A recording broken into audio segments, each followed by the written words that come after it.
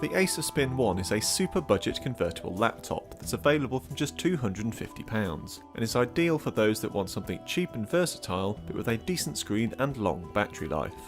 This laptop is centred around an 11.6 inch screen, but it's quite a bit larger than that would suggest. A chunky bezel surrounds the screen, making for a laptop that has a similar footprint to some 13 inch models. It's also not all that thin or light for a machine of this screen size. But the most important thing is that it's still thin and light enough to be the sort of laptop you could easily carry with you all the time. It also looks quite nice. The pastel blue plastic exterior is finished with a weave pattern that is rather fetching, and should help hide scratches and provide the laptop with a bit of grip.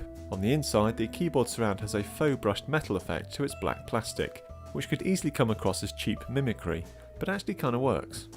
Of course, this being a convertible laptop, the display is in fact a touchscreen, and it spins round to form a rudimentary tablet, or you can deploy it in a number of creative ways for easy viewing. And let's get this out there straight away. As a tablet, it's a pretty poor experience. Windows 10 is not that clever as a tablet OS at the best of times, and on a slow device like this, it totally pales in comparison to a cheap Android tablet.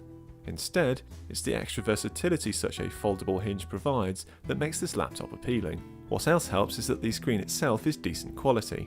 It's an IPS LCD panel, so viewing angles are great, while a decent contrast level of 874:1 means that although the likes of the Acer Swift 5 still have quite a lead on it, this laptop doesn't suffer from the truly awful washed out look that some cheap low contrast displays have. What's more, you get a far higher resolution than you might expect. Typically such cheap laptops have 1366 by 768 pixel screens, but here it's Full HD. You won't be using it at full resolution most of the time, but when it comes to watching video, viewing pictures, or if you just really need to see more of that spreadsheet, then it's great to have the option there. As for most other aspects of the screen, brightness is a touch low, especially considering the reflective glossy finish, plus its colour temperature certainly could be better, but in use it's fine for most of the time.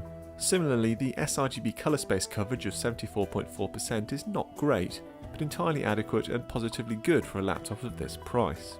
Another plus is connectivity. You get 3 USB ports, although admittedly only one of them is USB 3, plus an HDMI, and although there's no full-size SD slot, you get a micro SD slot, so you can just use a micro SD to SD adapter in your camera. Also down the sides are the power and volume buttons, plus a headphone jack and a lock slot. So far so reasonable then, but inevitably that low price does have some downsides. The keyboard, while having a decent overall layout, is not a proper UK one, and the key action is quite stiff. As such, I found I had to hammer away at the keys quite hard to guarantee pressing them properly, slowing down typing speed and reducing accuracy. You also miss out on backlighting and don't even get indicators for the lock keys, making it hard to tell if you've left the caps lock on.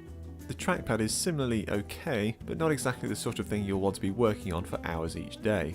Tracking is fairly accurate, but the click action is again a bit stiff, making it awkward to perform more complex maneuvers like drag and drop. The other major problem area is performance. This laptop uses an Intel N4200 processor, which is actually a 4-core chip, but it's still slow overall. This combined with the 500GB hard drive on this particular version makes for very slow boot up and app loading times, something that isn't helped by the inevitable free trial of antivirus software, which I quickly disabled. You can also get the Spin 1 with a 128GB SSD or a 32GB eMMC, the latter of which is also flash memory, but more like the slower stuff you get in an SD card than what's normally used in an SSD. It's this MMC version that is the cheapest £250 option, with the others demanding upwards of £300. Whichever version you go for, it's something of a guarantee that you won't want to be doing anything too intensive on this laptop for any length of time. Web browsing with just a few tabs open, checking email, basic typing, watching video and occasionally tweaking the odd photo will be the order of the day. Anything more than that and you'll probably want a faster machine. What makes a lot of this low performance forgivable though, aside from the low price, is that this laptop lasts ages on battery power. It managed 9 hours and 24 minutes in my PowerMark test, so for the intrepid traveller it's potentially an ideal companion. Overall then, if you can afford to spend more, then you will get a far smoother overall experience, and for those that work for several hours every day on their laptop, I'd probably recommend you go that route.